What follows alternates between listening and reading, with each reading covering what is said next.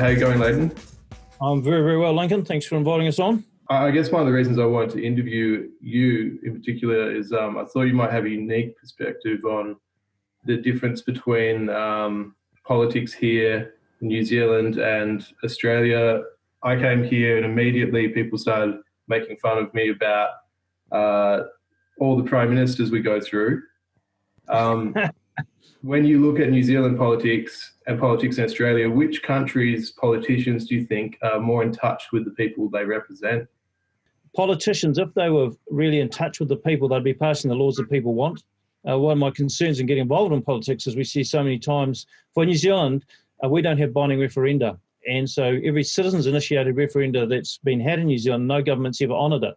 And that's a real worry to me. So that says that the politicians aren't in touch with the people, and they actually refuse to do what the people ask, which is, in a democracy, that should never happen. I believe that your referenda, when you have referenda in Australia, they are binding. Yes, I believe not here. That's the case. So that's one of the key differences. You think? Do you think New Zealand's doing well politically?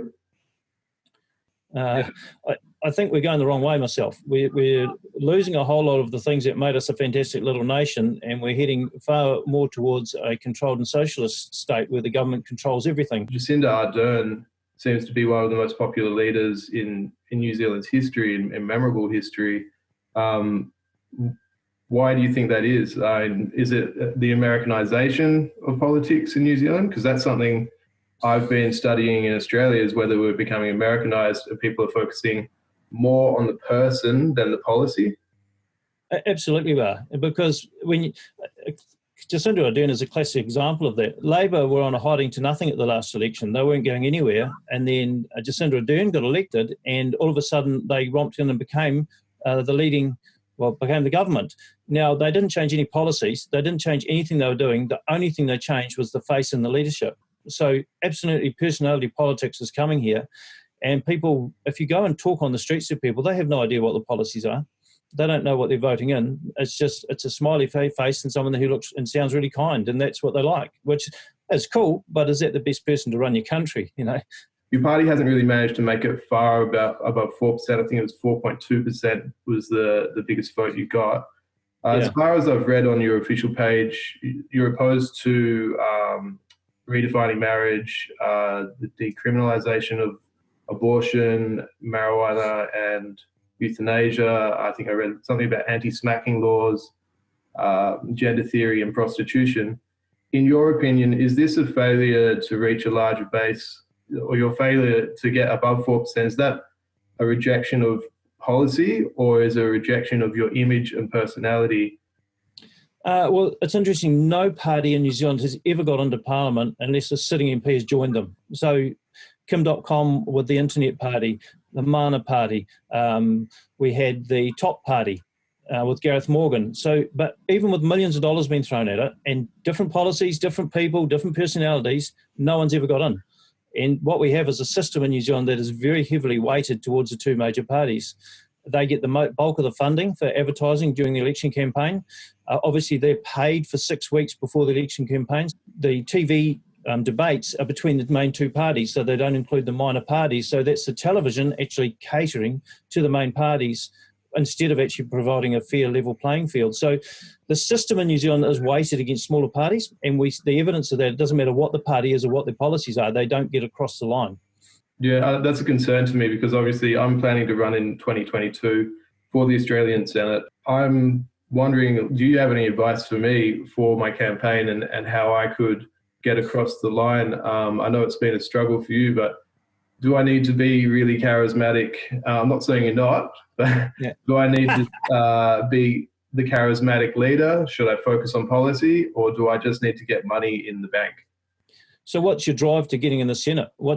I guess that's, for me, that's the key question. So if your driving, your motivation is simply to get into power, then I think you're doing it for the wrong reason. Because if that's your own drive for it, then it's actually, when you get there, what are you going to do?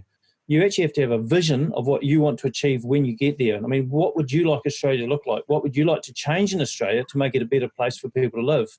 And if that's not on your radar, then actually just getting into power is not really good enough. In politics in New Zealand, if you want to win an electorate seat, it really is all about door knocking. So it's getting out, pounding the street, shaking people's hands. So for that, you do need to have some sort of financial backing, because it's very hard to work full time and run a business and have time to do that. Do you think it's morally wrong for me to accept a political donation if my morals or my policy matches up with their ideals? So unless they're only a few $100s, you're really declaring most of your donations anyway. So it is going to be public knowledge who's given to you. So if it's someone that you really align with and they're happy to align with you, that's fine. They can give you money and you can use it. Where you've got to be careful is if someone gives you money with expectations, and that's something we've really tried to avoid. So someone comes to you and says, I'll give you this much money, but this is what I want. You've got to avoid that like the plague, because then you've just sold yourself. Scott Morrison is a Conservative leader. At the last election, he didn't really bring much new policy, and he didn't really talk about policy during the election. Everyone thought Labor was going to win it. They thought it was going to be a landslide, and he stole a victory at the last minute. And he did it by coming out and not talking about policy, but talking about his family and who he is as a person. If I'm centrist and the left's doing it and the right's doing it, shouldn't I be doing it too? I mean, it seems to be the only way to win anymore. Yeah, and isn't that a scary thing that people will choose someone to lead their country and govern them without having any idea what they really want to do? And we're seeing that here with some political parties that won't put policy out. They're saying, what would you like? So instead of saying, if we get them, we're going to do this, they're saying, oh, what do you want? Because whatever you want, that's what we say we do. I am wondering how I can convince a electorate to adopt my policies if they're...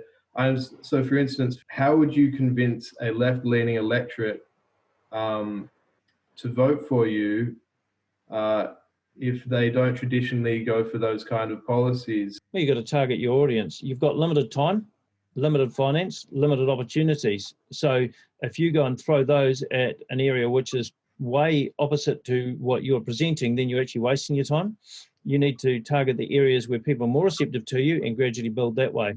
But targeting areas that are totally opposite to you is actually just banging your head against the wall.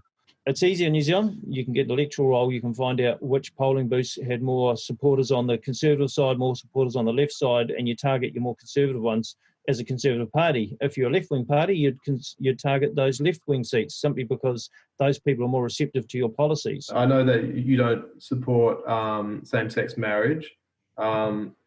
In Australia, we had poll after poll for about 18 months showing a majority of Australians supporting it, and eventually it came to the crunch and the Conservative Party was in power, but they had a referendum, or not a, it was, what was it? Not a referendum, but something very similar. Has there ever been a time in your political career where you've actually said, you know what, we're not going to get this over the line, we're going to have to adjust our policy? And that's the beautiful thing about our policy on binding referenda, the people get to choose. So I may not agree with something, but the people get to choose. So for instance, legalising cannabis.